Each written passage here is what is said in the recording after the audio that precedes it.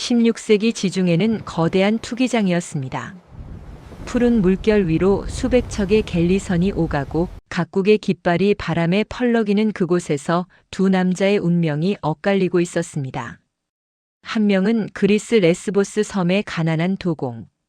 집안에서 태어나 밑바닥 해적으로 시작해 오스만 제국의 해군 제독 자리까지 올라간 하이레딘 바르바로사, 다른 한 명은 제노바 공화국의 명문 도리아 가문 출신으로 유럽 전역에서 바다의 군주로 추앙받는 안드레아 도리아였습니다. 1518년 봄 알제리 해안에 정박한 오스만 함대의 기함 위에서 하이레딘은 수평선 너머를 응시하고 있었습니다. 그의 나이 45, 얼굴에는 수십 년간 바다와 싸워온 흔적이 깊게 새겨져 있었습니다. 그는 방금 전령으로부터 충격적인 소식을 들었습니다. 자신의 형이자 스승이었던 오루치 레이스가 스페인군과의 전투에서 전사했다는 것이었습니다. 티지트 공성전에서 형은 스페인 총독 디에고 데 베라의 기습을 받아 중과부적 끝에 쓰러졌고 그의 목은 스페인 왕 카를로스 1세에게 전리품으로 보내졌다고 했습니다. 하이레딘의 주먹이 단단한 갑판을 내리쳤습니다. 형 오루치는 단순한 가족이 아니었습니다. 그는 하이레딘에게 바다를 가르쳤고 검수를 전수했으며 무엇보다 두려움 없이 싸우는 법을 몸소 보여준 스승이었습니다. 형제는 함께 에게해의 작은 섬들을 약탈하며 이름을 알렸고 점차 북아프리카로 세력을 확장해 알제리를 거점으로 삼았습니다. 그러나 형의 죽음은 하이레딘에게 냉혹한 현실을 일깨웠습니다. 아무리 용맹해도 개인의 힘만으로는 거대한 제국의 군대를 막을 수 없다는 것을요. 그로부터 사흘 후 하이레딘은 중대한 결정을 내렸습니다. 그는 알제리를 오스만 제국의 술탄 셀림 1세에게 바치고 그 대가로 오스만 해군의 제독 지위를 얻기로 한 것입니다. 많은 부하들이 반대했습니다. 우리는 자유로운 해적이었는데 이제 제국의 개가 되겠다는 겁니까? 한 늙은 선장이 항의했습니다. 하이레딘은 차분하게 대답했습니다. 자유가 중요한가, 생존이 중요한가? 형님은 자유를 택했고 목이 잘렸다. 나는 다른 길을 선택하겠다. 오스만의 깃발 아래서 우리는 더 크게, 더 멀리 나아갈 수 있다. 바로 그 무렵 지중해 서쪽 끝 제노바의 대저택에서는 또 다른 남자가 전략 지도를 펼쳐놓고 있었습니다.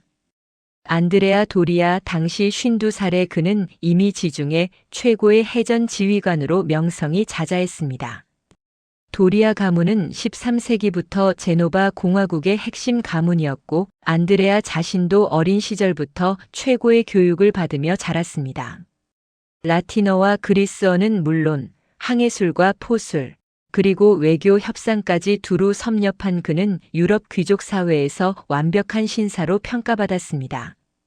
도리아의 서재는 온통 양피지 문서와 항해 지도로 가득했습니다. 벽에는 베네치아산 수입 테피스트리가 걸려 있었고 책상 위에는 프랑스산 적포도주가 담긴 은잔이 놓여 있었습니다. 그는 최근 들어온 정보 보고서를 읽으며 미간을 찌푸렸습니다. 하이레딘 바르바로사라. 오루치의 동생놈이 이제 오스만의 개가 되었다고. 그의 목소리에는 경멸이 묻어났습니다.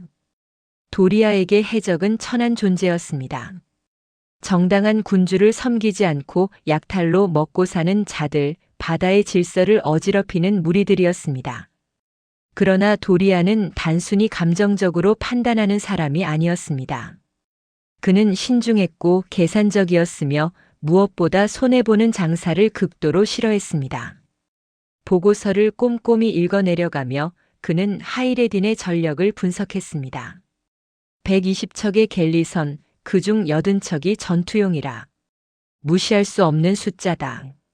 게다가 오스만 제국의 지원을 받으면 보급도 원활할 것이고. 그는 깃털 펜을 들어 지도 위에 표시를 했습니다. 알제리, 튀니스, 트리폴리, 북아프리카 해안선이 모두 하이레딘의 영향권 아래 들어가고 있었습니다. 1520년대 중반 두 남자는 직접적으로 충돌하지는 않았지만 서로의 존재를 강하게 의식하기 시작했습니다. 하이레디는 지중해 동부에서 베네치아 상선들을 공격하며 세력을 키워갔고, 도리아는 교황청과 신성 로마 제국 황제 카를 5세의 지원을 받아 북아프리카 해안을 압박했습니다. 두 사람은 아직 한 번도 직접 만난 적이 없었지만 이미 서로를 운명의 적수로 인식하고 있었습니다. 1529년 여름 성 요한 기사단의 본거지였던 로도스 섬이 오스만 제국에 함락되었습니다. 이 전투에서 하이레디는 오스만 해군을 이끌고 기사단의 보급로를 차단하는 핵심 역할을 했습니다. 로도스 함락 소식을 들은 도리아는 분노했습니다. 성 요한 기사단은 기독교 세계의 방패였고 그들의 패배는 곧 지중해 전체의 균형이 무너진다는 의미였습니다. 도리아는 즉시 카를 5세에게 긴급 서신을 보냈습니다.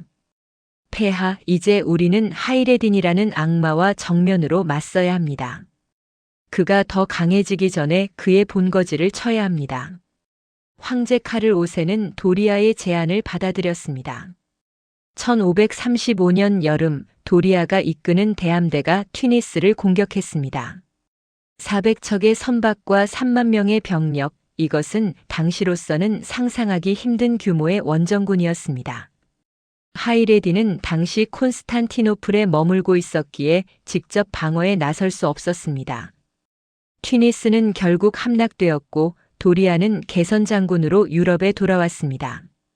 로마에서 열린 승전 축하연에서 귀족들은 도리아를 새로운 스키피오라 칭송했고 그는 금으로 장식된 검과 월계관을 하사받았습니다. 그러나 하이레디는 이 패배를 단순히 받아들이지 않았습니다. 그는 튀니스 함락 소식을 듣고 차갑게 웃으며 말했다고 합니다. 도리아는 빈 성을 점령하고 승리를 자축하는구나. 진짜 전쟁은 이제부터다. 하이레디는 즉시 술탄 술레이만 1세를 아련하고 대규모 함대 건조를 요청했습니다. 술탄은 하이레딘의 능력을 믿었고 이스탄불의 조선소에 명령을 내려 100척의 새 갤리선을 건조하게 했습니다. 1536년 봄 하이레딘은 새로 건조된 함대를 이끌고 알제리로 돌아왔습니다. 같은 해 가을 하이레딘은 도리아에게 직접적인 메시지를 보내기로 결심했습니다. 그는 제노바 공화국의 상선 8척을 납포하고 승선했던 귀족 가문의 자제들을 모두 생포했습니다. 그 중에는 도리아 가문과 친분이 있는 스피놀라 가문의 젊은이도 포함되어 있었습니다. 하이레디는 포로들을 후하게 대접한 뒤 도리아에게 보내는 서신을 그들 손에 쥐어주었습니다. 편지의 내용은 이러했습니다. 제노바의 제독 안드레아 도리아에게 나는 그대를 금박 입힌 갤리온 속의 숨은 겁쟁이로 본다. 그대는 황제의 눈치를 보며 안전한 항구에만 머무르지만 진정한 뱃사람은 폭풍 속에서 진가를 드러내는 법이다. 튀니스는 단지 시작일 뿐 지중해의 진정한 주인이 누구인지 곧 증명하겠다. 하이레딘 바르바로사. 이 편지를 받은 도리아는 분노로 얼굴이 붉어졌습니다. 그의 비서가 회고록에 기록한 바에 따르면 도리아는 편지를 읽고 나서 한동안 아무 말도 하지 않았다고 합니다. 그리고 나서 차갑게 말했습니다. 천박한 약탈자가 감히 나에게 도전장을 내미는구나. 좋다. 그가 원한다면 바다 위에서 답을 주겠다. 도리아는 즉시 카를 5세에게 보고하고 하이레딘을 경멸하기 위한 대규모 작전을 준비하기 시작했습니다. 1537년 말 두 남자의 대결은 더 이상 개인적 감정의 문제가 아니었습니다. 오스만 제국과 신성 로마 제국, 이슬람 세계와 기독교 세계의 충돌이라는 거대한 구도 속에 편입된 것입니다. 하이레디는 술탄의 명을 받아 베네치아 영토를 공격했고 도리아는 교황 바오로 3세가 주도하는 신성 동맹의 해군 총사령관으로 임명되었습니다. 스페인, 베네치아, 교황령, 제노바, 몰타 기사단이 모두 동맹을 맺고 하이레딘을 제거하기로 결의했습니다. 콘스탄티노플의 톱카프 궁전에서 하이레딘은 술탄 앞에 무릎을 꿇고 맹세했습니다. 제 목숨을 걸고 지중해의 패권을 오스만에 바치겠습니다. 술탄은 고개를 끄덕이며 말했습니다. 그대는 이미 형의 복수를 위해 싸워왔다. 이제는 제국을 위해 싸울 때다. 도리아를 무릎 꿇려라. 하이레디는 일어서며 확신에 찬 목소리로 대답했습니다. 반드시 그리하겠습니다. 제노바의 저택에서 도리아 역시 전쟁 준비에 한창이었습니다. 그의 책상 위에는 하이레딘의 전술을 분석한 문서들이 수북이 쌓여 있었습니다. 도리아는 하이레딘을 단순한 해적으로 보지 않았습니다. 그는 하이레딘이 기동성을 이용한 기습 전술과 심리전에 능하다는 것을 파악했습니다. 따라서 도리아는 정반대 전략을 세웠습니다. 압도적인 화력과 병력으로 정면 대결을 펼쳐 하이레딘이 꼼수를 쓸 여지를 주지 않겠다는 것이었습니다. 1538년 초봄 마침내 신성동맹 함대가 집결했습니다. 베네치아의 갤리선 80척, 스페인의 대형 갤리온 60척, 교황령의 전함 30척, 그리고 도리아 자신의 제노바 함대 50척까지 총 300여 척의 대함대가 이탈리아 남부 해안에 모였습니다. 이것은 십자군 시대 이후 가장 거대한 기독교 연합 함대였습니다. 도리아는 기암의 함교에 서서 수평선을 바라보았습니다. 그의 머릿속에는 오직 한 가지 생각만 있었습니다. 이번에야말로 하이레딘을 바다 밑으로 보내겠다.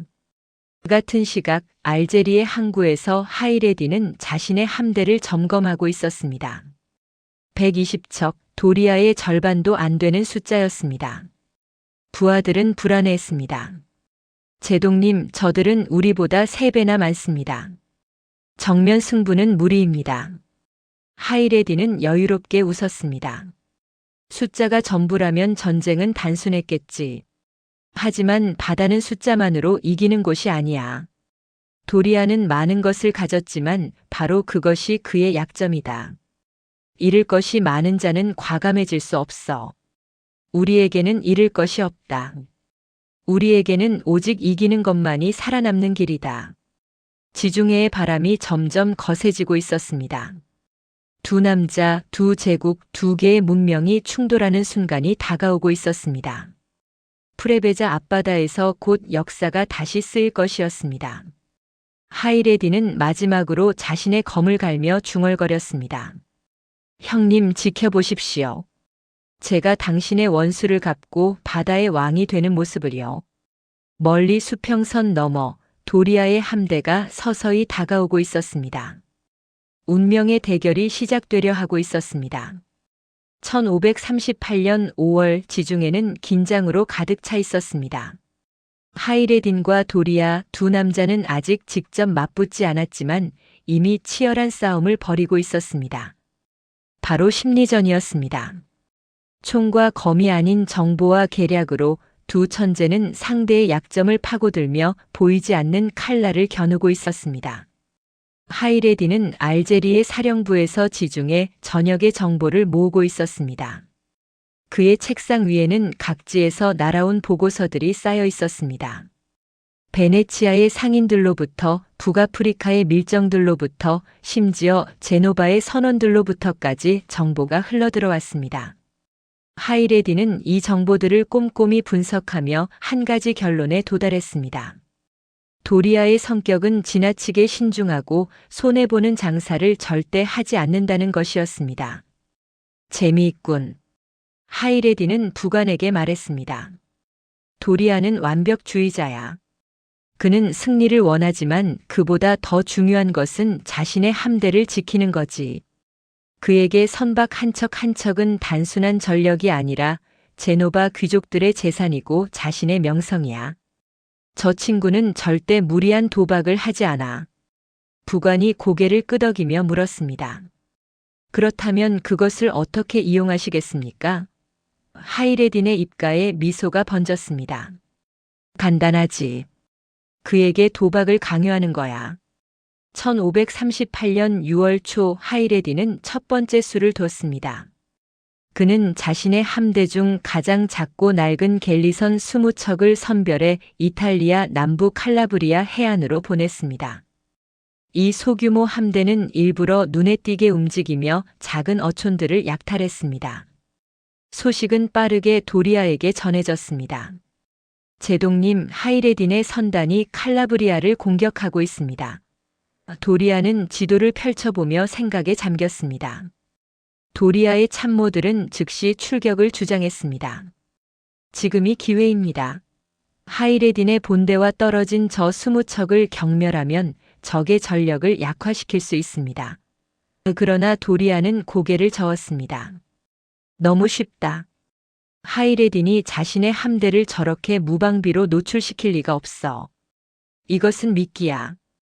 우리가 출격하면 본대가 어디선가 나타나 우리 측면을 칠 거다. 참모들은 실망했지만 도리아의 판단을 따를 수밖에 없었습니다. 결국 신성동맹 함대는 움직이지 않았고 하이레딘의 소규모 함대는 약탈을 마치고 유유히 철수했습니다. 알제리로 돌아온 선장들이 보고하자 하이레딘은 크게 웃었습니다. 역시 도리아답군. 확실한 승산이 없으면 움직이지 않아. 그는 즉시 다음 작전을 지시했습니다. 이번에는 좀 더 큰 미끼를 던져야겠어. 베네치아 상선단을 노려라. 단 제노바 선박은 건드리지 마라. 부관이 의아해하며 물었습니다. 왜 제노바는 제외하십니까? 하이레딘이 설명했습니다. 베네치아와 제노바는 오래된 경쟁 관계지. 우리가 베네치아만 때리면 제노바 귀족들은 속으로 좋아할 거야. 그러면 도리아가 우리를 추격하는데 정치적 압력이 덜해지지. 반대로 제노바 선박을 건드리면 도리아는 자기 명예를 위해서라도 무리하게 움직일 수밖에 없어. 7월 중순 하이레딘의 함대는 크레타 섬 근처에서 베네치아 상선단을 공격했습니다. 12척의 무역선이 납포되었고 막대한 양의 향료와 비단이 전리품으로 압수되었습니다. 베네치아 원로원은 분노했고 도리아에게 강력하게 항의했습니다. 우리가 동맹을 맺은 이유가 뭡니까? 제독 당신은 대체 무엇을 하고 있는 겁니까? 베네치아 대사가 도리아를 질책했습니다. 도리아는 침착하게 대답했습니다. 진정하십시오. 하이레딘은 우리를 덫으로 유인하려는 겁니다. 우리가 감정적으로 움직이면 더 큰 피해를 입습니다. 그러나 베네치아의 압력은 점점 거세졌고 카를 5세 황제도 도리아에게 서신을 보냈습니다. 제독, 동맹국들의 불만이 커지고 있어. 무언가 성과를 보여야 하지 않겠소? 도리아는 딜레마에 빠졌습니다. 움직이지 않으면 정치적으로 고립되고 움직이면 하이레딘의 덫에 걸릴 수 있었습니다. 바로 이것이 하이레딘이 노린 것이었습니다. 도리아를 궁지에 몰아넣어 그가 본능적으로 싫어하는 불확실한 전투를 강요하는 것이었습니다. 8월 초 하이레딘은 전략을 한 단계 더 발전시켰습니다. 그는 자신의 첩보원들을 통해 의도적으로 거짓 정보를 흘렸습니다. 하이레딘의 함대가 보급 부족으로 고전하고 있다. 오스만 제국 본국과의 연락이 끊겼다. 선원들 사이에 불만이 커지고 있다 같은 소문들이 지중해 항구마다 퍼졌습니다. 이 정보들은 결국 도리아의 귀에까지 들어갔습니다. 도리아의 정보 참모는 이렇게 보고했습니다. 제독님, 여러 경로를 통해 확인한 결과 하이레딘의 함대가 실제로 어려움을 겪고 있는 것으로 보입니다. 그의 선원 중 상당수가 북아프리카 출신 용병인데 급료 지급이 늦어지면서 사기가 떨어지고 있다고 합니다. 도리아는 신중하게 물었습니다. 정보의 출처가 확실한가? 예, 3곳 이상의 독립된 경로에서 같은 내용이 확인되었습니다. 그러나 도리아는 여전히 의심했습니다. 그는 오랜 세월 외교와 전쟁을 겪으며 정보전의 위험성을 잘 알고 있었습니다. 하이레딘은 교활한 자야. 이 모든 것이 연극일 수 있어. 우리가 방심하고 다가가면 매복에 걸릴 거야. 하지만 베네치아와 교황청의 압력은 계속되었고 도리아는 점차 마음이 흔들리기 시작했습니다. 같은 시기 하이레딘은 또 다른 심리전을 펼치고 있었습니다. 그는 도리아에게 직접적인 도발을 시작했습니다. 나포한 제노바 귀족의 아들을 통해 도리아에게 편지를 보냈는데 그 내용은 이러했습니다. 명망 높은 안드레아 도리아께. 나는 그대가 황제의 눈치를 보느라 제대로 된 결정을 내리지 못한다는 소식을 들었소. 진정한 해군 제독이라면 자신의 판단으로 움직여야 하는 법인데 그대는 궁정의 꼭두각시에 불과하구려. 나는 프레베자만에서 그대를 기다리겠소. 만약 그대가 정말로 용기가 있다면 말이오. 이 편지를 읽은 도리아의 얼굴은 창백해졌습니다. 분노가 아니라 모욕감 때문이었습니다. 하이레딘의 말에는 진실이 섞여 있었습니다. 도리아는 실제로 황제와 동맹국들의 의견을 조율하느라 자신의 전략적 판단을 온전히 실행하지 못하고 있었습니다. 신성동맹이라는 거대한 연합체를 이끄는 것은 단순한 군사작전이 아니라 복잡한 정치 게임이었습니다. 스페인 선장들은 교황청 배들과 협력하기를 꺼려했고 베네치아 함대는 자신들의 손실을 최소화하는 데만 관심이 있었습니다. 9월 초순 하이레디는 마지막 심리전 카드를 꺼냈습니다. 그는 자신의 함대를 프레베자 만 안쪽 깊숙이 숨기고 만 입구에는 소규모 경계 부대만 배치했습니다. 그리고 의도적으로 정찰병들이 이 정보를 훔쳐가게 만들었습니다. 하이레딘이 프레베자 만 안쪽에 숨어 있다. 함대 규모는 예상보다 작아 보인다. 지금이 공격 기회다. 이 정보가 도리아에게 전해졌습니다. 도리아의 전략회의실에서 격론이 벌어졌습니다. 베네치아 제독은 즉각 공격을 주장했습니다. 이것이야말로 우리가 기다리던 기회입니다. 하이레딘이 좁은 만에 갇혀 있다면 우리의 대함대로 입구를 봉쇄하고 포격으로 섬멸할 수 있습니다. 스페인 제독도 동의했습니다. 동맹국들의 불만도 고려해야 합니다. 이대로 물러서면 우리는 웃음거리가 될 것입니다. 하지만 도리아는 여전히 망설였습니다. 그의 직감이 뭔가 잘못되었다고 속삭이고 있었습니다. 좁은 만 안에서 싸우면 우리의 수적 우위가 무의미해집니다. 오히려 우리 배들이 서로 방해가 될 수 있어요. 하이레디는 이것을 노리는 게 아닐까요? 그러나 동맹국 제독들은 도리아의 신중함을 비겁함으로 해석하기 시작했습니다. 어느 베네치아 귀족은 공개적으로 이렇게 말했다고 합니다. 도리아는 늙었어. 그는 자신의 함대를 너무 아끼는 나머지 싸울 용기를 잃었다.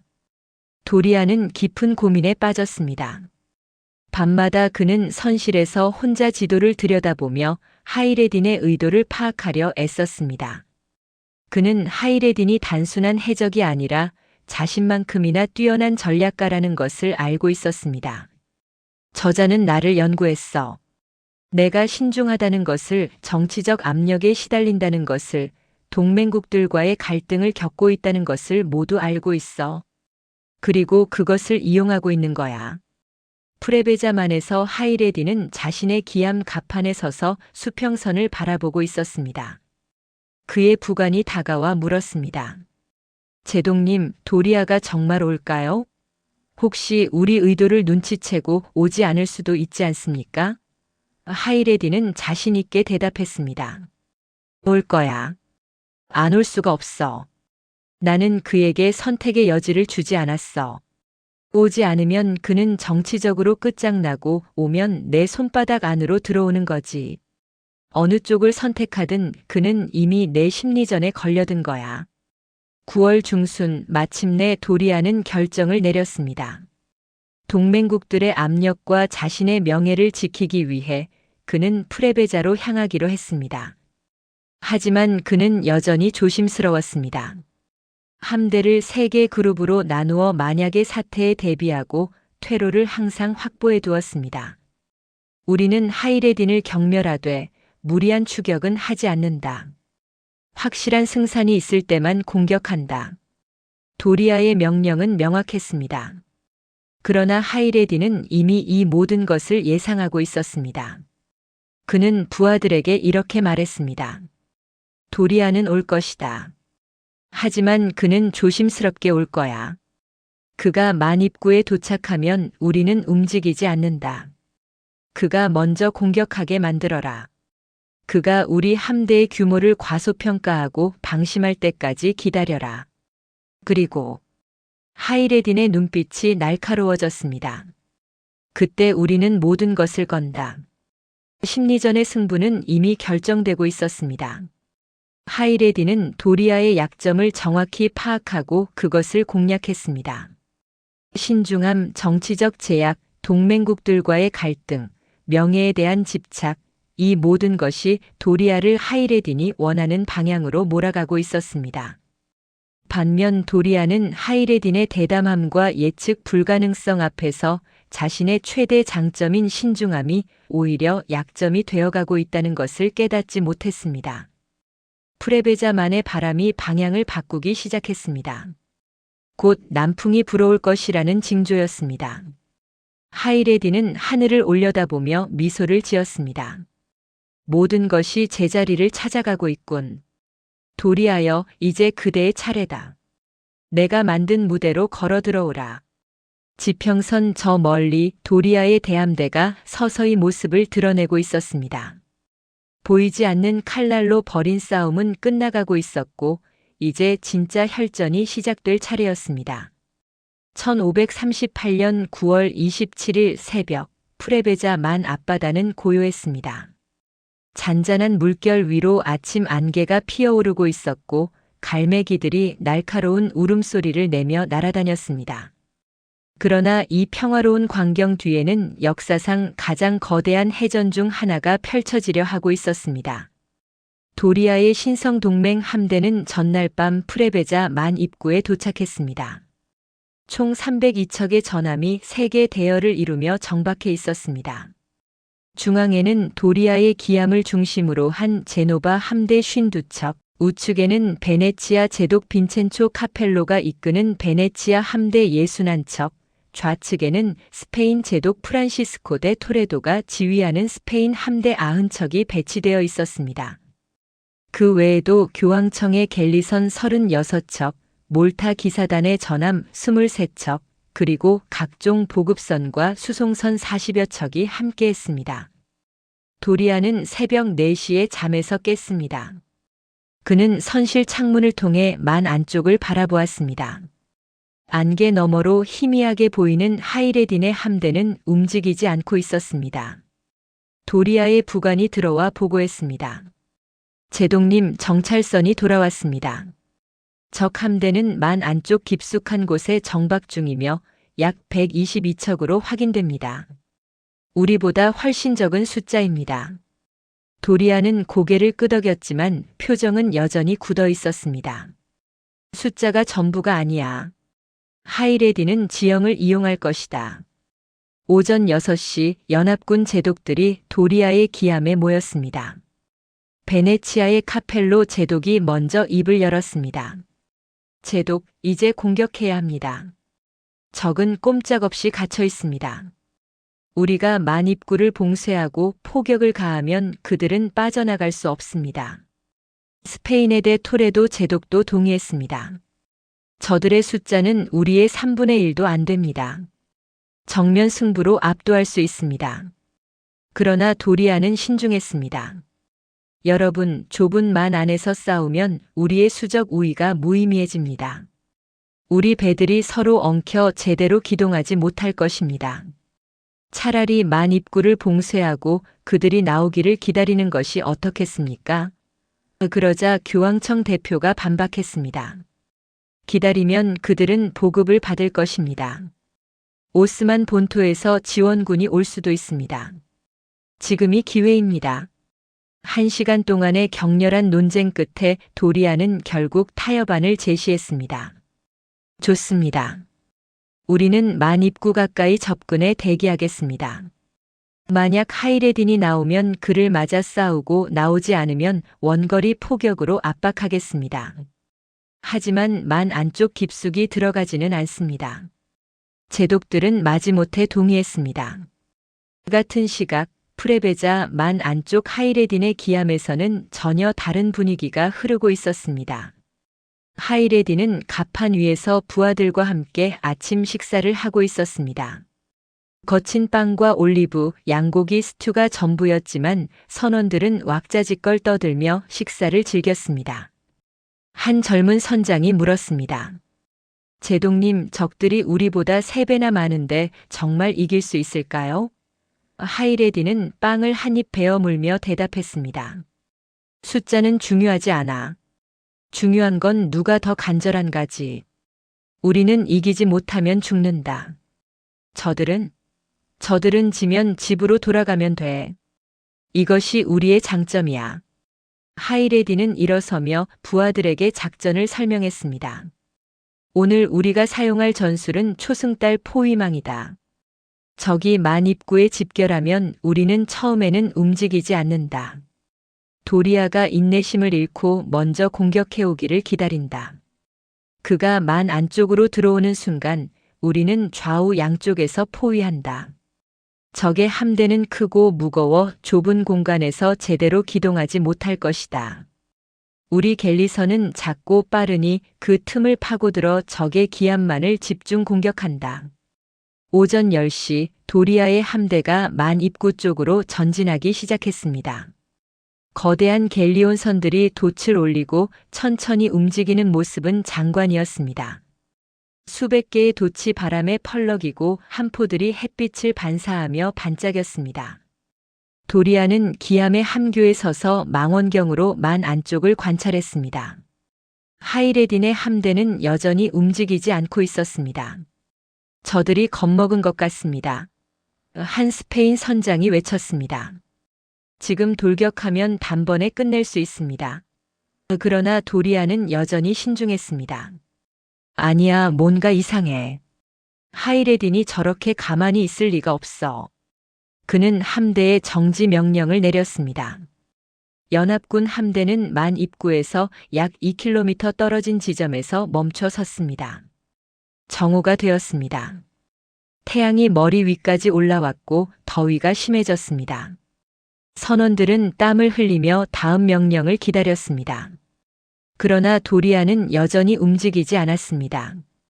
베네치아의 카펠로 제독이 참다 못해 신호기를 보냈습니다. 도대체 언제까지 기다릴 것인가? 우리가 먼저 공격해야 한다. 도리아는 답신을 보냈습니다. 조금만 더 기다리라. 적이 먼저 움직이게 만들어야 한다. 하이레디는 이 광경을 보며 속으로 웃었습니다. 역시 도리아답군. 끝까지 신중하네. 그는 부관에게 말했습니다. 저 친구는 내가 먼저 나오기를 바라고 있어. 하지만 나는 나가지 않을 거야. 저들이 지치고 동맹군들끼리 싸우고 보급이 떨어질 때까지 기다릴 거야. 시간은 우리 편이야. 실제로 연합군 내부에서는 불만이 커지고 있었습니다. 베네치아 선원들은 왜 공격하지 않느냐고 투덜거렸고 스페인 병사들은 더위에 지쳐가고 있었습니다.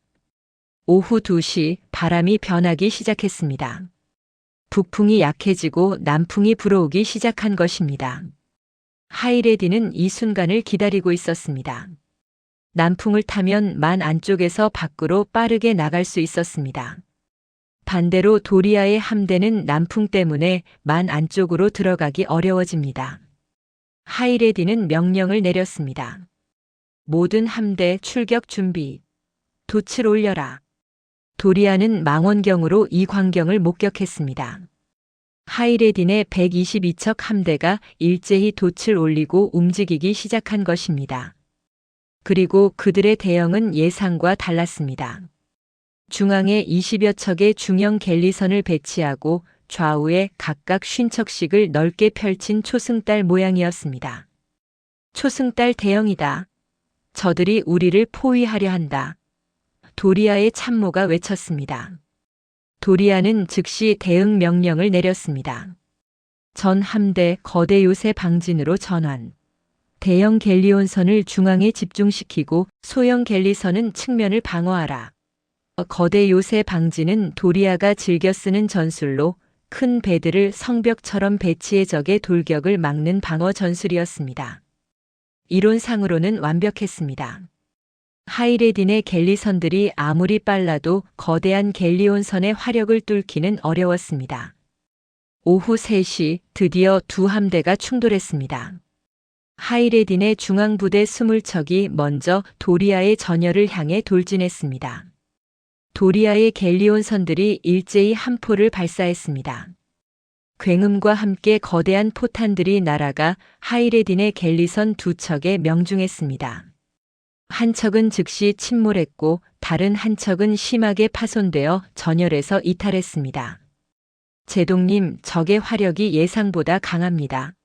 하이레딘의 부관이 보고했습니다. 그러나 하이레딘은 침착했습니다. 예상한 일이야. 계속 전진해라. 저들이 재장전하는 동안 우리가 접근한다. 16세기의 함포는 재장전에 상당한 시간이 걸렸습니다.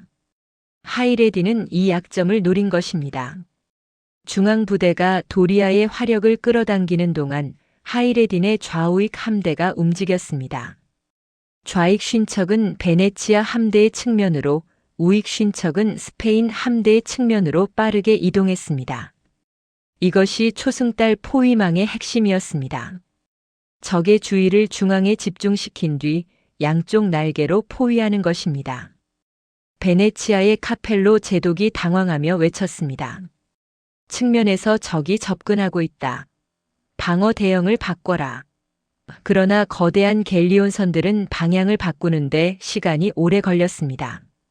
하이레딘의 갤리선들은 그 틈을 파고들었습니다. 지그재그로 움직이며 갤리온선 사이의 좁은 공간을 비집고 들어가는 그들의 기동은 마치 물고기 떼가 바위 사이를 헤엄치는 것 같았습니다. 오후 4시 전투는 혼전양상으로 접어들었습니다. 하이레딘의 갤리선 한 척이 베네치아의 대형 갤리온 옆구리에 접근해 화공선 전술을 시도했습니다.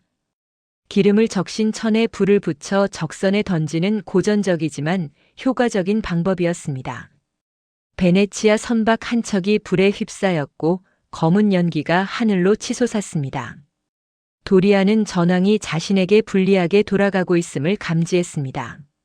숫자는 자신들이 많았지만 좁은 공간에서 큰 배들은 오히려 방해가 되었습니다.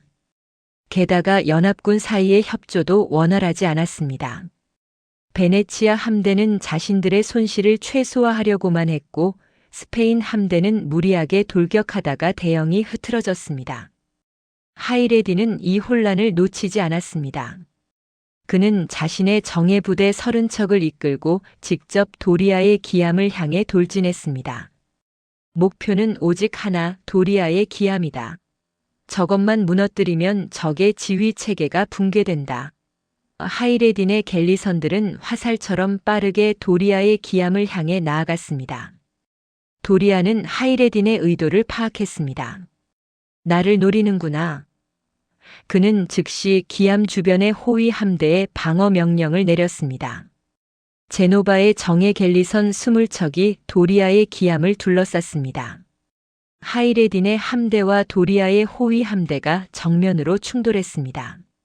화살이 빗발치고 함포가 터지고 선원들의 함성이 바다를 뒤덮었습니다. 하이레딘의 기암이 도리아의 기암에서 불과 50m 거리까지 접근했습니다. 두 지휘관은 거의 눈앞에서 서로를 바라볼 수 있었습니다. 하이레딘은 칼을 높이 들고 외쳤습니다. 도리아, 오늘 내 목을 가져가겠다. 도리아는 냉정하게 대답했습니다. 해적 주제의 건방지구나. 내가 지옥에 가기 전에 후회하게 해주마. 그러나 바로 그 순간 예상치 못한 일이 벌어졌습니다. 도리아의 기암 바로 옆에 있던 교황청 갤리선 한 척이 하이레딘의 화공선 공격을 받아 불에 휩싸인 것입니다. 불길이 도리아의 기암 쪽으로 번질 위험이 있었습니다. 도리아의 부관이 다급하게 외쳤습니다. 제독님, 위험합니다. 후퇴해야 합니다. 도리아는 순식간에 결단을 내려야 했습니다. 계속 싸워 하이레딘과 정면 승부를 벌일 것인가, 아니면 기암을 보존하기 위해 후퇴할 것인가. 그의 머릿속에는 수많은 생각이 스쳐갔습니다.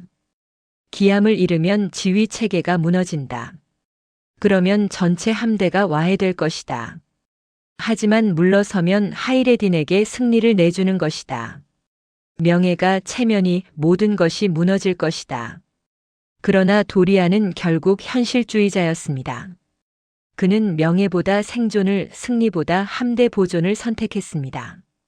전 함대 후퇴한다. 만 밖으로 빠져나가라. 도리아의 명령이 떨어지자 제노바 함대가 일제히 방향을 틀었습니다. 도리아의 기함이 후퇴하기 시작하자 다른 연합군 함대들도 동요하기 시작했습니다. 전장에서 지휘관의 후퇴는 치명적이었습니다. 오후 5시 프레베자만의 전황은 급격하게 변했습니다. 도리아의 기함이 뒤로 물러서는 순간 연합군 전체의 대형이 흔들리기 시작한 것입니다. 베네치아의 카펠로 제독은 망원경으로 도리아의 기함을 바라보며 경악했습니다. 저 사람이 도망간다고. 총사령관이 전장에서 물러선다고. 그는 즉시 시노수에게 명령했습니다. 도리아에게 신호를 보내라. 무슨 일이냐고, 왜 후퇴하느냐고. 그러나 도리아는 답신을 보내지 않았습니다. 아니, 보낼 수 없었습니다. 그의 기함 주변은 여전히 하이레딘의 갤리선들에게 포위되어 있었고 신호기를 올릴 여유조차 없었습니다. 도리아는 함교에 서서 이를 악물었습니다. 그의 머릿속에서는 수많은 생각이 교차했습니다. 이것이 최선이다. 함대를 잃으면 모든 것이 끝난다. 살아남아야 다시 싸울 수 있다. 그러나 그의 가슴 한편에서는 또 다른 목소리가 속삭였습니다. 너는 도망치는 것이다. 수백 년 도리아 가문의 명예를 더럽히고 있다. 하이레디는 도리아의 기함이 후퇴하는 것을 보고 즉시 상황을 파악했습니다. 그의 눈이 번뜩였습니다. 저 친구가 마침내 선택을 했구나. 명예를 버리고 생존을 택했어. 하이레디는 부관에게 외쳤습니다. 전 함대에 전령을 보내라. 도리아가 도망간다. 지금이 기회다. 적의 후미를 추격해 괴멸시켜라. 오스만 함대 전체에 북소리가 울려 퍼졌고 선원들의 함성이 하늘을 찔렀습니다. 도리아의 후퇴는 연합군에게 재앙이었습니다. 총사령관의 기함이 물러서자 각 함대의 지휘관들은 어떻게 해야 할지 몰라 당황했습니다. 계속 싸워야 하는가 아니면 따라서 후퇴해야 하는가. 이 혼란의 순간에 가장 큰 피해를 입은 것은 베네치아 함대였습니다. 카펠로 제독은 명예를 중시하는 사람이었습니다. 그는 도리아가 후퇴하더라도 자신은 끝까지 싸우겠다고 결심했습니다. 베네치아 함대는 물러서지 않는다. 전진하라. 적을 경멸하라. 카펠로의 명령에 따라 베네치아 갤리선 61척이 하이레딘의 함대를 향해 돌진했습니다. 그러나 이것은 치명적인 실수였습니다. 도리아의 함대가 빠진 상태에서 베네치아 함대만 고립되어 전진하는 것은 자살 행위나 마찬가지였습니다. 하이레딘은 이 기회를 놓치지 않았습니다. 저 용감한 바보들을 포위하라. 하나도 놓치지 마라. 오후 6시 해가 서쪽으로 기울기 시작했습니다. 붉은 석양빛이 프레베자만을 물들였고 그 빛 아래에서 비극이 펼쳐지고 있었습니다. 하이레딘의 갤리선 80여 척이 베네치아 함대를 초승달 모양으로 포위했습니다. 카펠로 제독의 기함은 사방에서 포격을 받았고 돛대가 부러지며 무너졌습니다. 제독님, 더 이상 버틸 수 없습니다. 후퇴 명령을 내려주십시오. 부관이 피를 흘리며 간청했습니다. 카펠로는 고개를 저었습니다. 베네치아 공화국의 제독은 도망치지 않는다. 여기서 싸우다 죽겠다. 그러나 그의 참모들이 강제로 그를 구명정에 태웠습니다. 제독님, 당신이 죽으면 베네치아 해군이 끝납니다. 살아서 복수하십시오. 카펠로는 결국 구명정을 타고 탈출했지만 그의 기함과 주변의 베네치아 갤리선 13척은 침몰하거나 납포되었습니다. 베네치아는 이 전투에서 총 3,000명 이상의 선원을 잃었습니다. 스페인 함대의 상황도 나았습니다. 르데 토레도 제독은 처음부터 무리하게 돌격했다가 대형이 흐트러진 상태였습니다. 도리아가 후퇴하자 그도 황급히 함대를 수습해 철수하려 했지만 이미 하이레딘의 추격 부대가 뒤를 쫓고 있었습니다. 스페인의 대형 갤리온 2척이 하이레딘의 화공선 공격으로 불에 휩싸였고 승선했던 병사 500여 명이 바다에 뛰어들어 목숨을 부지하려 했습니다. 하이레디는 자신의 기암 갑판에 서서 이 광경을 지켜보았습니다. 연합군의 대열은 완전히 붕괴되었습니다. 어떤 배는 동쪽으로, 어떤 배는 서쪽으로 제각각 도망치고 있었습니다. 통일된 지휘 체계는 사라졌고 각 함대는 자기 살 길만 찾고 있었습니다. 하이레디는 부관에게 말했습니다.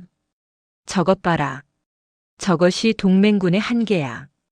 위기가 오면 각자 도생하지. 우리는 하나의 제국, 하나의 깃발 아래 싸우지만 저들은 서로 다른 이해관계로 묶인 오합지졸이야. 오후 7시 전투는 사실상 종료되었습니다. 도리아의 함대는 만 밖으로 완전히 빠져나갔고 나머지 연합군 함대들도 뿔뿔이 흩어져 도망쳤습니다. 프레베자만은 하이레딘의 완전한 승리로 끝났습니다. 최종 전과는 충격적이었습니다. 연합군은 전함 17척을 잃었고 포로 3,000명, 전사자는 4,500명에 달했습니다. 반면 하이레딘의 손실은 전함 3척, 전사자 400명에 불과했습니다. 숫자로만 보면 일방적인 승리였습니다. 하이레딘은 저녁 무렵 자신의 함대를 점검하며 만 안쪽으로 돌아왔습니다. 선원들은 승리의 기쁨에 환호했고 납포한 적함들에서 전리품을 챙기느라 분주했습니다.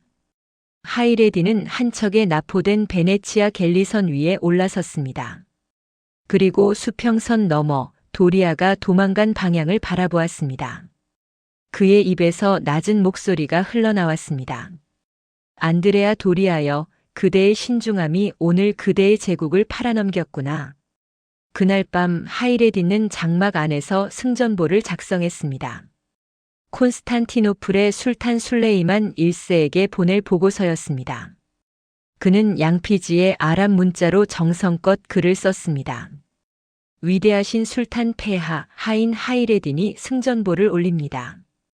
프레베자에서 기독교 연합군을 격파했습니다. 적의 총사령관 도리아는 전장에서 도망쳤고 그의 동맹군들은 혼란에 빠져 패주했습니다. 지중해는 이제 폐하의 것입니다. 하이레딘은 편지를 봉인하고 전령에게 건넸습니다. 최대한 빨리 이스탄불로 가라. 술탄 폐하께서 이 소식을 듣고 기뻐하실 것이다. 같은 시각 지중해 서쪽으로 도망치고 있던 도리아의 기암은 어둠 속을 헤매고 있었습니다. 달빛도 없는 칠흑 같은 밤이었습니다. 도리아는 선실에 홀로 앉아 촛불만 켜놓고 있었습니다.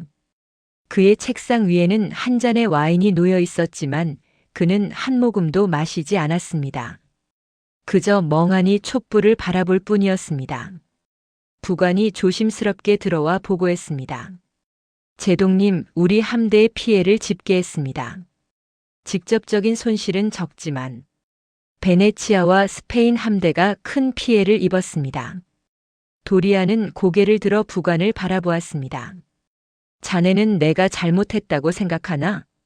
부관은 잠시 망설이다가 조심스럽게 대답했습니다. 제독님께서는 함대를 보존하셨습니다. 그것은 현명한 판단이었습니다. 도리아는 쓴웃음을 지었습니다. 현명한 판단이라. 하지만 명예는 잃었지. 역사는 나를 뭐라고 기록할까? 프레베자에서 도망친 겁쟁이? 아니면 신중한 전략가? 부관은 대답하지 못했습니다. 도리아는 자리에서 일어나 창문으로 다가갔습니다. 어둠 속에서 파도 소리만 들려왔습니다. 하이레딘. 저자는 나를 완벽하게 이해했어.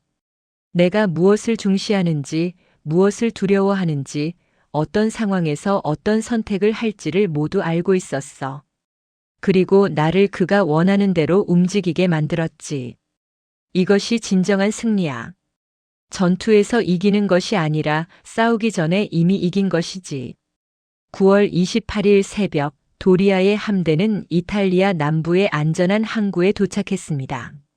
하지만 항구에는 이미 프레베자 패전 소식이 퍼져 있었습니다. 도망쳐온 베네치아 선박들이 먼저 도착해 참상을 전했기 때문입니다. 도리아가 상륙하자 항구의 사람들은 그를 차갑게 바라보았습니다. 어떤 이는 수군거렸습니다. 저것이 바다의 군주라고. 도망치는 데는 명수로군. 도리아는 이 모든 시선을 견디며 묵묵히 걸었습니다. 베네치아 공화국은 분노했습니다. 원로원은 긴급 회의를 소집했고 도리아를 강하게 비난했습니다.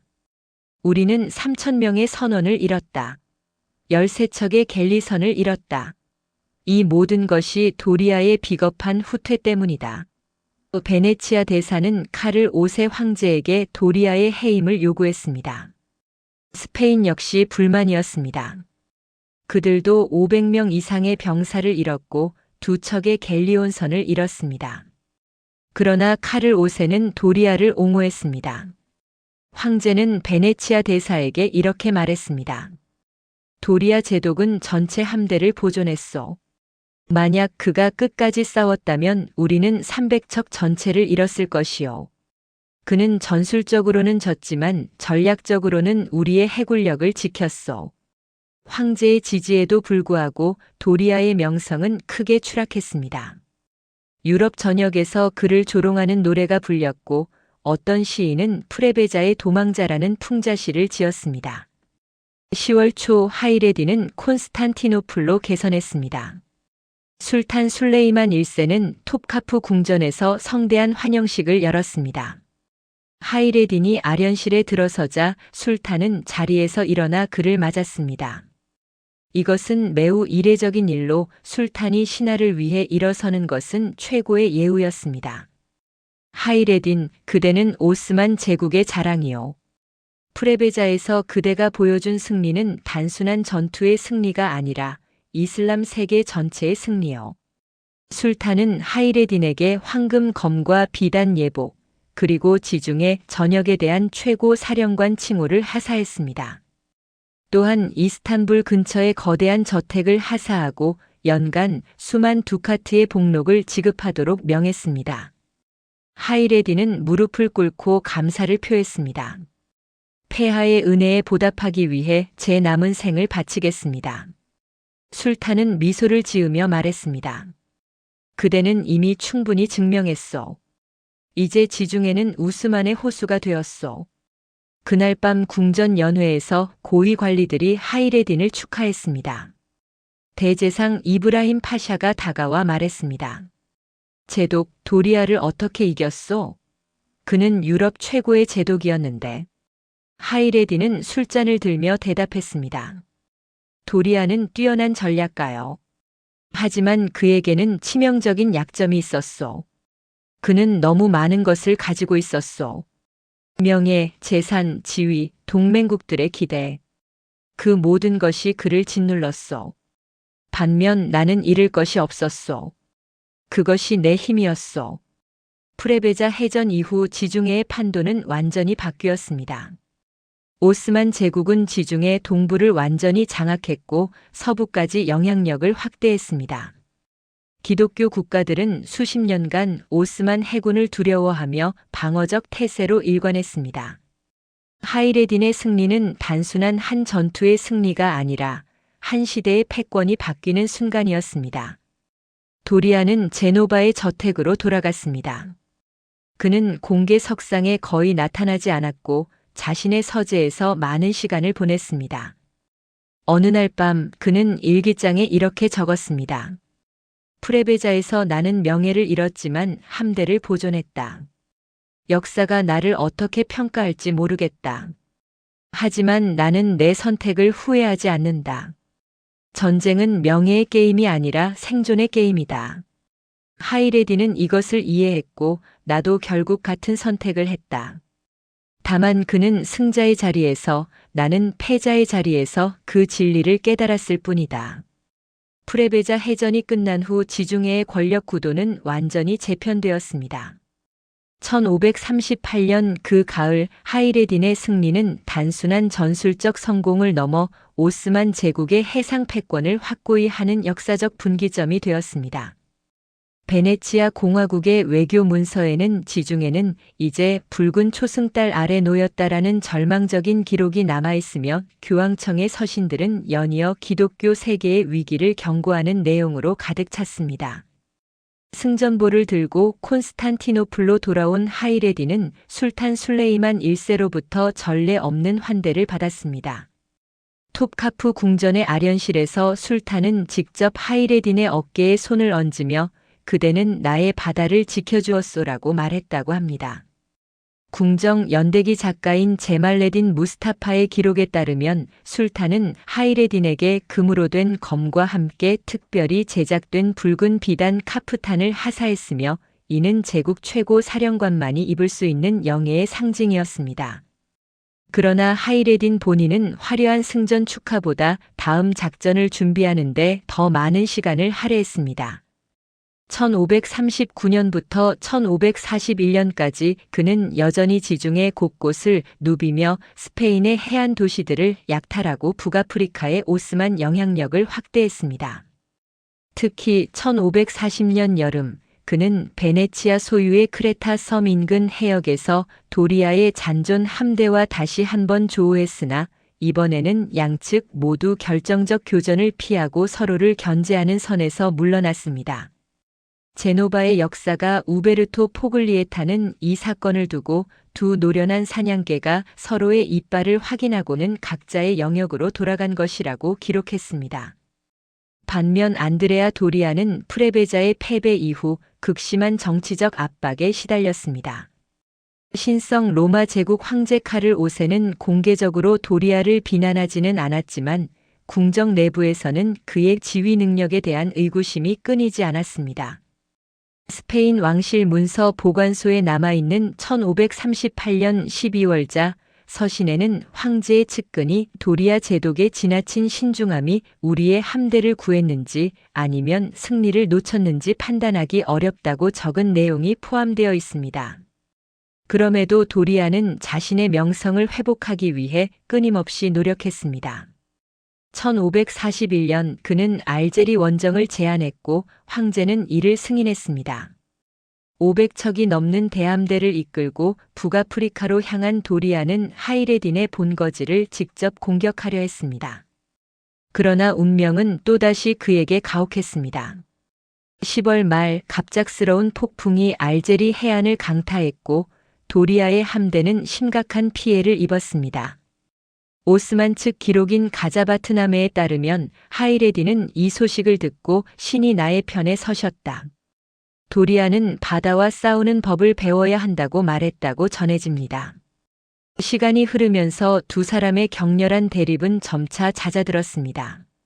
1540년대 중반 하이레딘은 60대 중반에 접어들었고 도리아 역시 70대에 들어서며 현역 지휘관으로서의 활동을 서서히 줄여나갔습니다.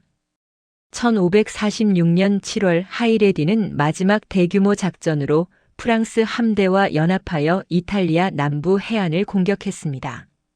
이 작전은 정치적으로는 성공이었지만 하이레딘 자신은 건강이 크게 악화되었음을 느꼈습니다. 그의 측근이었던 세이디 알리 레이스는 회고록에서 제독께서는 작전 중에도 자주 기침을 하셨고 얼굴색이 예전 같지 않았다고 기록했습니다. 1540년 가을 하이레딘은 콘스탄티노플로 돌아와 보스포루스 해협이 내려다 보이는 자신의 저택에서 여생을 보내기 시작했습니다. 그는 이 시기에 자신의 회고록 작성을 시작했습니다.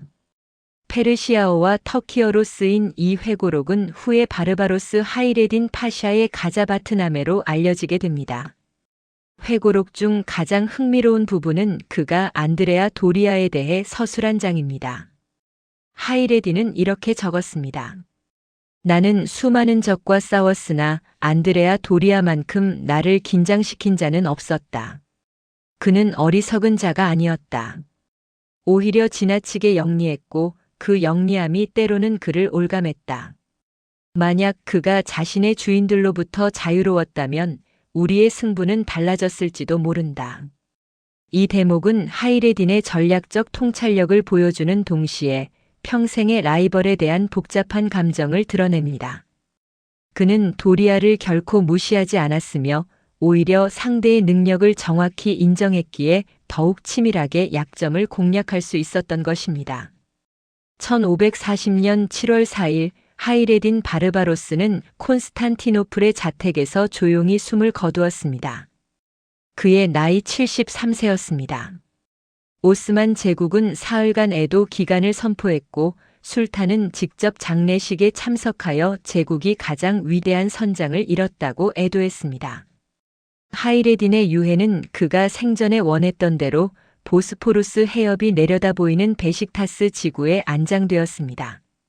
그의 영묘는 오늘날까지도 이스탄불의 주요 역사 유적지로 남아있으며 터키 해군 장교들은 임관식 후 이곳을 참배하는 전통을 이어가고 있습니다. 하이레딘의 죽음 소식은 지중해 전역에 빠르게 퍼졌습니다. 베네치아 원로원 회의록에는 우리의 가장 무서운 적이 마침내 사라졌다는 안도의 기록이 남아있으며 스페인 왕실은 특별 미사를 올려 하늘에 감사를 표했습니다. 그러나 가장 복잡한 심경을 가졌던 사람은 아마도 안드레아 도리아였을 것입니다. 당시 81세의 노령이었던 도리아는 제노바의 자신의 궁전에서 하이레딘의 부고를 접했습니다. 그의 비서였던 안토니오 보치가 남긴 기록에 따르면 도리아는 한동안 아무 말 없이 창밖을 바라보다가 이렇게 말했다고 합니다. 바다가 조금 더 조용해지겠구나. 그러나 그것이 좋은 일인지는 모르겠다. 그는 내게 끊임없이 깨어있으라고 가르쳐준 유일한 적이었다. 도리아는 하이레딘의 죽음 이후 자신의 회고록 작성에 더욱 몰두했습니다. 1548년에 완성된 그의 회고록 메모리에 에 레코르디에는 프레베자 해전에 대한 상세한 분석과 함께 하이레딘에 대한 평가가 담겨 있습니다. 도리아는 이렇게 적었습니다. 하이레딘은 야만인이라 불렸지만 바다를 읽는 그의 능력은 어떤 기독교 제독보다 뛰어났다. 그는 단순히 용맹한 해적이 아니었다. 그는 바다 그 자체를 이해한 자였다. 나는 그와의 대결에서 많은 것을 배웠다. 비록 승리하지 못했지만 그 경험은 내 인생에서 가장 값진 교훈이었다. 이 대목에서 도리아의 솔직함과 겸손함이 드러납니다. 그는 패배를 변명하지 않았고 오히려 적으로부터 배운 교훈을 인정했습니다. 이는 진정한 전략가만이 가질 수 있는 자세였습니다. 1550년대에 들어서며 도리아는 거의 모든 공적 활동에서 물러났습니다. 그러나 제노바 공화국은 여전히 그를 명예제독으로 대우했고 중요한 해군 문제에 대해서는 그의 자문을 구했습니다. 1554년 88세의 나이로 도리아는 코르시카 원정을 마지막으로 지휘했으나 이는 명목상의 역할에 가까웠습니다. 1560년 11월 25일 안드레아 도리아는 제노바의 자신의 궁전에서 94세의 나이로 세상을 떠났습니다. 그의 장례식은 제노바 역사상 가장 성대한 국장 중 하나로 기록되었습니다. 신성 로마 제국 황제를 비롯한 유럽 각국의 군주들이 조문 사절을 보냈고 제노바 시민들은 거리에 나와 그들의 영웅을 애도했습니다. 도리아는 제노바의 산 마테오 성당에 안장되었으며 그의 묘비에는 지중해의 수호자 제노바의 영광이라는 문구가 새겨졌습니다. 흥미롭게도 도리아의 유언 중에는 특별한 조항이 있었습니다. 그는 자신의 개인 문서와 해도 그리고 전투 기록들을 제노바 공화국 문서고에 기증하면서 특히 하이레딘과의 교전 기록은 후대 해군 장교들의 교육 자료로 활용할 것을 명시했습니다. 이는 적에 대한 그의 존경심과 동시에 자신의 경험이 후세의 교훈이 되기를 바라는 마음을 담은 것이었습니다. 두 거인이 사라진 후 지중해는 또 다른 시대로 접어들었습니다. 1571년에 레판토 해전에서 기독교 연합 함대가 오스만 함대를 격파하며 해상 세력 균형은 다시 한번 변화했지만 역사가들은 이 승리가 하이레딘이 구축한 오스만 해군의 기반 위에서 이루어진 것임을 인정합니다. 하이레딘이 만든 갤리선 전술과 함대 운용 시스템은 그 이후로도 오랫동안 오스만 해군의 표준으로 남았습니다. 17세기의 오스만 역사가 카티브 첼레비는 자신의 저서 지아눈나마에서 하이레딘과 도리아의 대결을 이렇게 평가했습니다. 두 사람은 각자의 제국을 대표했지만 그들이 진정으로 싸운 것은 바다의 지배권이 아니라 자신의 자존심과 명예였다. 하이레디는 밑바닥에서 올라온 자로서 세계 최고가 되고 싶었고, 도리아는 명문가 출신으로서 그 명성을 지키고 싶었다. 두 사람의 싸움은 인간의 야망이 얼마나 위대한 역사를 만들 수 있는지 보여준 산 증거였다. 오늘날 터키와 이탈리아에서는 각각 하이레딘과 도리아를 기리는 다양한 문화 행사가 열립니다. 이스탄불 해군 박물관에는 하이레딘이 사용했던 것으로 전해지는 검과 나침반이 전시되어 있으며, 제노바의 해양 박물관에는 도리아의 초상화와 프레베자 해전 당시의 해도가 보관되어 있습니다. 두 도시는 1538년의 그 운명적인 대결을 각자의 시선으로 기억하고 있습니다. 역사학자들은 종종 묻습니다. 만약 프레베자에서 도리아가 승리했다면 역사는 어떻게 바뀌었을까요? 아마도 오스만 제국의 서진은 멈추었을 것이고 지중해는 다른 모습이 되었을지 모릅니다. 그러나 역사의 만약은 없습니다. 중요한 것은 두 사람이 각자의 신념과 전략으로 최선을 다해 싸웠다는 사실이며, 그 과정에서 인간이 도달할 수 있는 전략적 사고와 리더십의 정점을 보여주었다는 점입니다. 하이레딘 바르바로스와 안드레아 도리아, 이 두 이름은 이제 단순한 역사 속 인물이 아닙니다. 그들은 각자의 방식으로 불가능에 도전했고 역경을 극복했으며 자신만의 전설을 만들어낸 리더의 원형입니다. 하이레딘은 출신과 환경의 한계를 뛰어넘어 최고의 자리에 오른 자수성가의 아이콘이며, 도리아는 주어진 지위를 지키면서도 끊임없이 새로운 도전에 맞선 귀족 전략가의 표본입니다. 바다는 여전히 그 자리에 있고 파도는 끊임없이 해안을 두드립니다. 그러나 1538년 프레베자 앞바다에서 두 거인이 맞섰던 그 순간, 그 긴장감과 치열함은 시간을 초월하여 오늘날까지 우리에게 전해집니다. 승패를 떠나 두 사람이 보여준 것은 인간의 의지가 얼마나 거대한 역사의 물줄기를 바꿀 수 있는가 하는 영원한 진리였습니다. 제국은 흥망을 거듭하고 함대는 바다 밑으로 가라앉지만, 하이레딘과 도리아가 남긴 이야기는 영원히 지중해의 파도 위에 새겨져 있습니다.